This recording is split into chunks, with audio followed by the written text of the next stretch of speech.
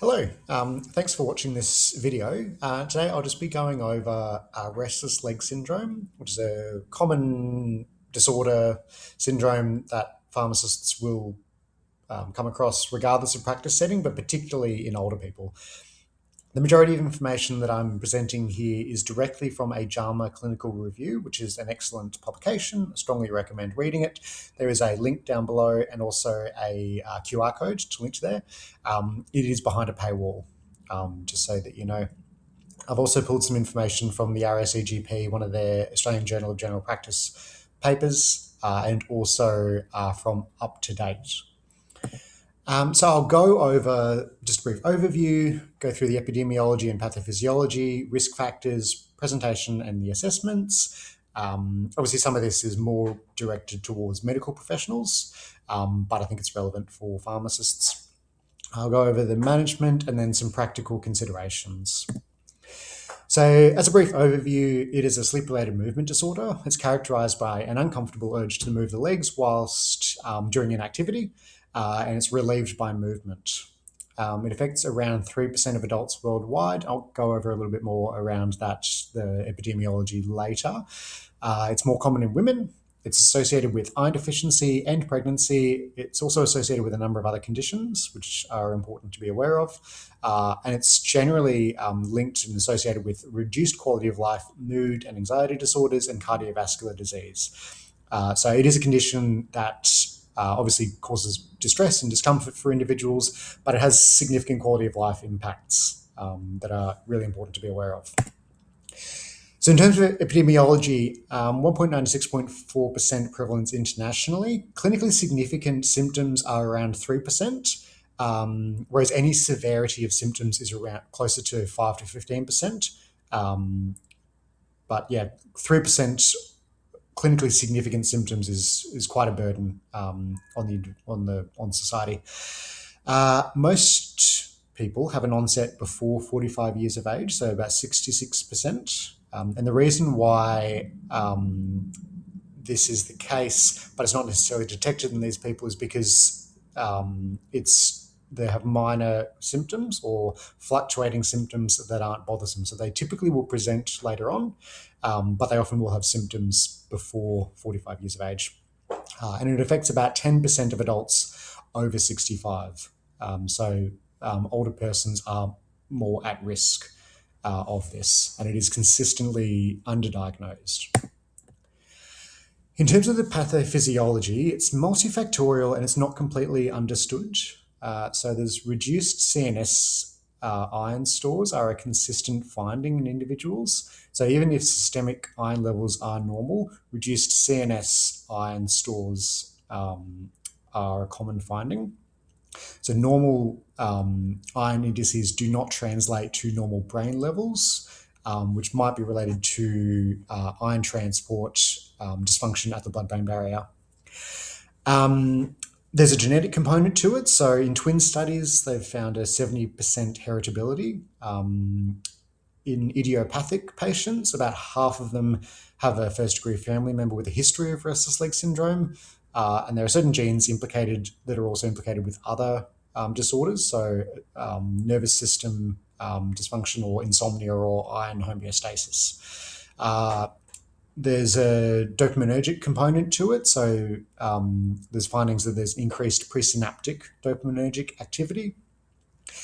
And then it's also associated with opioid and glutamatergic pathways, so endogenous opioid deficiencies or glutamatergic neuron roles. And that sort of plays a role into some of the treatment options that I'll comment on later.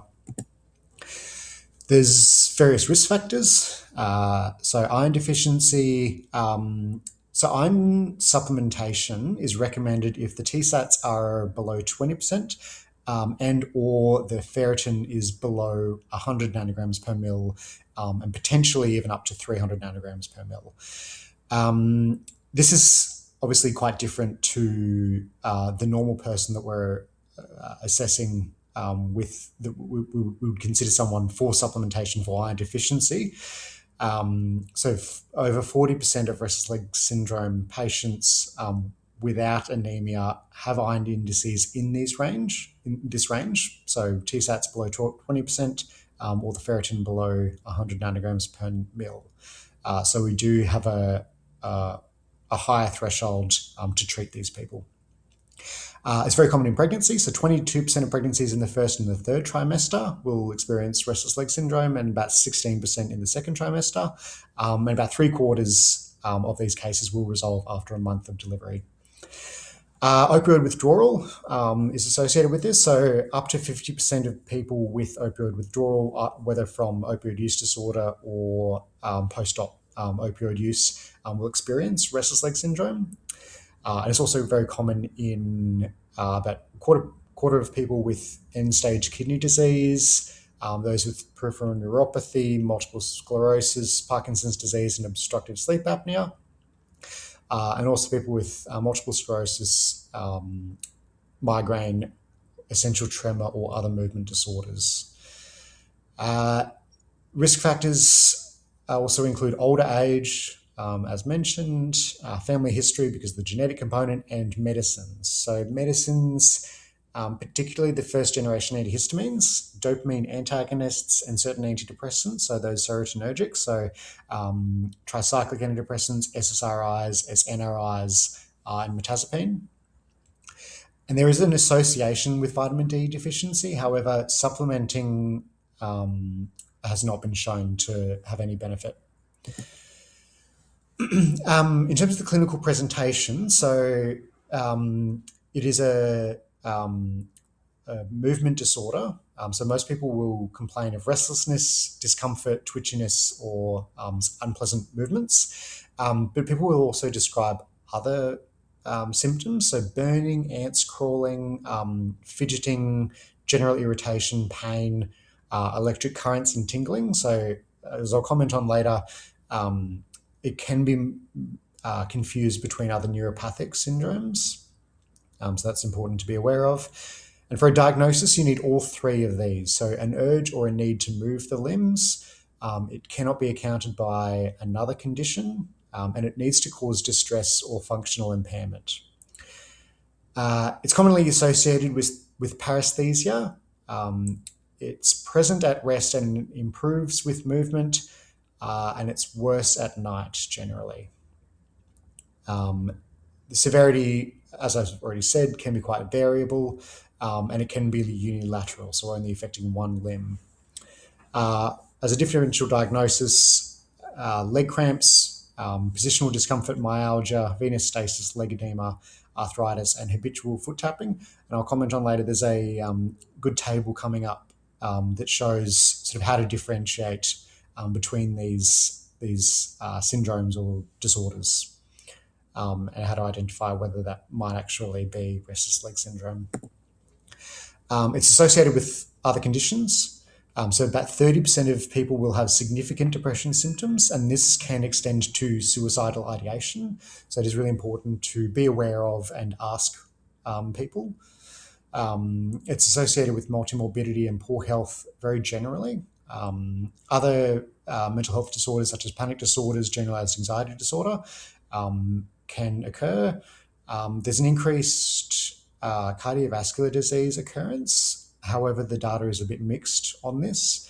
It is associated with hypertension and sleep disturbance in other disorders like obstructive sleep apnea or in people with doing shift work.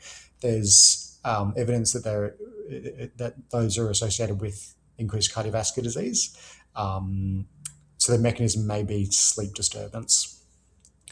There are some observational studies showing association with cardiovascular disease and stroke and vascular dementia or cause mortality that are independent of comorbidities and other vascular risk factors. So it's really important to be aware of, but the data is a little bit mixed.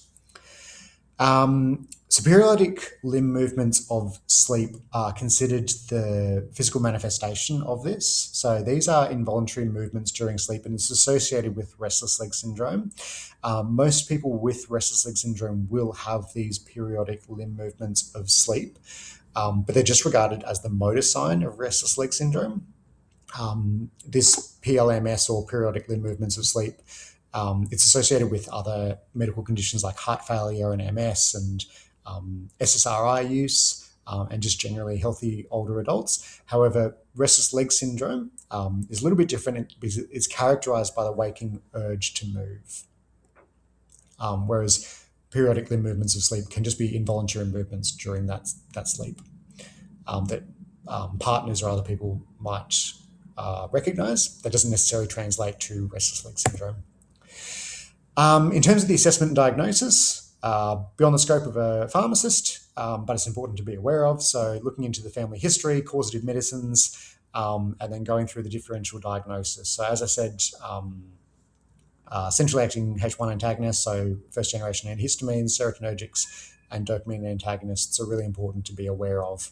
And all people who present with these symptoms should be checked for their iron indices. So ferritin, iron, total iron binding capacity. These are the common mimics. So up the top here, we've got the conditions, and then to the left, for those sort of differentiators. So, for example, restless leg syndrome is worse at night, whereas anxiety and positional discomfort is not worse at night. Restless leg syndrome is relieved by movement, whereas things like neuropathy, peripheral neuropathy, is not. And then in other disorders, you might find physical examination findings that are not present in restless leg syndrome. So I won't go too much into depth here, but feel free to pause it, have a look, or take a screenshot. This is the management algorithm directly from the JAMA article. So I'd encourage you to take a screenshot or pause, have a greater look, but I'll go through these individually.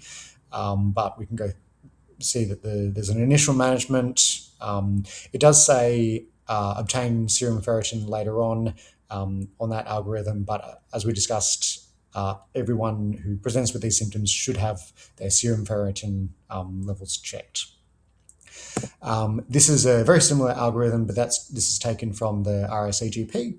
Also, feel free to take a screenshot, but essentially the same management principles. So in terms of management, non-pharmacological, I have put iron supplementation here. I don't know whether I'd say that that's non-pharmacological, but it's the primary management option for most people. Potentially treat with iron supplementation if the ferritin's below 300. So I did say that certainly if it's below 100 nanograms per mil, iron supplementation should occur. But potentially treat if it's under 300 nanograms per mil, as I said, because that necessarily doesn't translate to iron stores in the brain, and that's where the issue is happening. Minimizing potential triggers, so caffeine, alcohol, and nicotine. Consider the implicated drugs. So things like sedating antihistamine use, if that's a PRN or a regular, or dopamine antagonists. If they're probably more bit simpler targets if they're potentially implicated. But antidepressants are obviously important to be aware of. Obviously more challenging to deprescribe, but starting that conversation if they're implicated, starting that conversation will be important, addressing whether it's appropriate to consider deprescribing, and then doing that very gradually and in line with sort of how the person progresses through that process, obviously. And then other factors, so looking at obstructive sleep apnea, shift work, and insufficient sleep that may just be worsening the insomnia and the sleep disturbances. In terms of pharmacological management, so first line are gabapentinoids, second line are dopaminergics. So the gabapentinoids, the reason why they're considered first line, they're in terms of efficacy, dopaminergics, dopamine agonists, and gabapentinoids are considered fairly equivalent. However, the reason why gabapentinoids are first line, in spite of their adverse effects that are well known, dopaminergics are associated with augmentation. So if someone starts on a dopaminergic, they're more likely to develop worsening of these symptoms, so iatrogenic worsening. So we've caused the harm, whereas gabapentinoids are not associated with that. Obviously, if we're talking about older adults or specific populations, gabapentinoids aren't necessarily going to be appropriate, and they do come with very well recognized risks. But in terms of management, they are technically considered first line, and they improve subjective and polysomnographic sleep studies. Gabapentin and pregabalin are the two options. There's no significant reason to choose one over the other that I'm aware of. It depends on various factors, including cost and availability and preference. Gabapentin is very poorly absorbed in doses over 600 milligrams, so you need to split the doses for the effectiveness. To do that, obviously, we shouldn't be giving them a split dose morning and nighttime because we need them there during the nighttime and avoiding daytime somnolence. So giving it about 30% of a dose an hour before bed, and then 60% of the dose just before bed is sort of the way forward, starting at around 100 to 300 milligrams. I'd be more inclined to be starting at that quite lower dose where possible, and titrating up to between 150 to 450. Titrating up to 1800 milligrams as a maximum. Pregabalin will be started at about 50 milligrams or 75 milligrams, and then very, very slowly titrated up to between 150 to 400 milligrams. The gabapentinoids can be particularly useful, obviously, if there's other conditions. So if there's peripheral neuropathic pain, or if there's insomnia where the sedative effect might be beneficial, they might be more appropriate. Obviously less appropriate if we're talking about an older person, someone who's more frail, someone who's on other sedatives or other medications that might increase the risks of falls, or if there are high risk of falls regardless, or if there's concern around mood disorders. So starting gabapentinoid in someone with a history of a mood disorder or when we might be concerned about that, close monitoring at least needs to be done. So second line are the dopaminergics, so dopamine agonists. As I said, they are considered fairly similar in terms of efficacy to the gabapentinoids. About 67% in studies have improved versus 44% with placebo alone. It's a big placebo effect. But as I said, it increases your risks of worsening symptoms, so iatrogenic worsening long-term. And this leads to things like an earlier onset, so the symptoms of restless legs happening earlier on in the night, increased severity of symptoms, and then upper limb involvement. It develops quite slowly, so it's about 10% per year, and obviously year on year, it's 10% per year. So each year there's an increased risk of this developing, and that's going to be significant, lead to escalating doses and giving it earlier in the day or needing it earlier in the day. And that's going to have significant impacts on people in terms of adverse effects from the medications and also just that symptom of worsening over time. So younger people particularly, or the younger old, are going to be more prone to this because we're going to be continuing therapy for longer.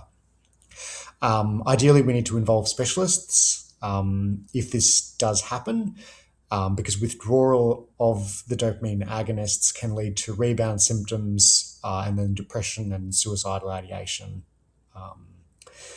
Generally, the maximum is going to be around 0.5 milligrams of pramipexole or 3 milligrams of reticotine. As I said, gabapentinoids and dopaminergics are around about equivalent. So a network meta-analysis did find this, no significant difference. There are other options though. So benzodiazepines, clonazepam is the most studied benzodiazepine for this, but of course consider the duration of action. So clonazepam has a very long half-life. If we're giving it at night, we need to be very, very not concerned, we need to be very, very mindful of next day somnolence or sedation. Now, clonazepam wasn't identified in the JAMA summary. So I'll mention that in the final slide, and there's a reason behind that. Is that benzodiazepines are noted to have other issues. Interestingly, misuse in the population of people with restless leg syndrome is uncommon, but due to the tolerance developing and really the role is where the symptoms are only intermittent, so not every night. With low-dose opioids, they are an option, and in studies, they've been up to 15 milligrams of oxycodone, which I'm not sure if I'd say that's a low-dose opioid, but they're useful in refractory disease, so where they haven't responded to the gabapentinoid or the dopaminergic or a combination of both. 67% in some studies have improved with twice daily oxycodone and naloxone. As I said, 15 milligrams twice daily of oxycodone, I don't know if I'd describe that as low dose. And then low potency opioids can also be used. And again, codeine and tramadol, they're low potency opioids for some people. For some people with those genetic polymorphisms, they're not necessarily low potency. So obviously use discretion and caution with using these, and they really do only have a place for that refractory disease.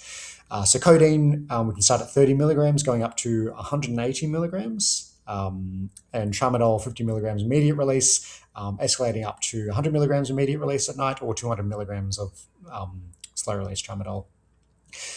There are some others with some evidence behind them. So carbamazepine, clonidine, amantadine, cannabis, and dipyridamole. The evidence behind each one of these is very, very small. Dipyridamole, I thought, was the most interesting option there. We know it as an antiplatelet. It's a nucleoside transport inhibitor. It's got antiplatelet effects, obviously. It's also got proadenosine effects, which increases the extracellular adenosine in the brain, and it has been shown to be useful. And there's also perineal nerve stimulation devices, which are devices worn on bilateral legs, about 30 to 60 minutes before bed or at bedtime, and again in refractory disease, so where it hasn't responded to earlier options. So practical considerations. It's frequently underdiagnosed and poorly treated, so there is a really significant role for a pharmacist to help optimize management. It's often inappropriately treated with benzodiazepines. And I sort of alluded to this earlier. It's associated with sleep-related eating disorders, particularly in people with restless leg syndrome. There's difficulty managing in continuous positive airway pressure. So people with obstructive sleep apnea, where we're managing with CPAP, because of the difficulty in remaining immobile, it's quite difficult to manage CPAP in people with restless leg syndrome. So that's something to be aware of when we're talking to people about that. And we need to monitor closely for, I've misspelled that, I'm sorry, augmentation in those with dopamine agonist therapy. So we really need informed consent for dopamine agonist treatment, really good follow-up in case that augmentation is happening. We need to tell people and inform people before they give consent that that is a risk, and they need to be aware of that. So as I said, these are my references, mostly relying on that JAMA paper, but also the AJGP article and up to date as well. Thank you very much. I hope this was helpful, and reach out with any questions.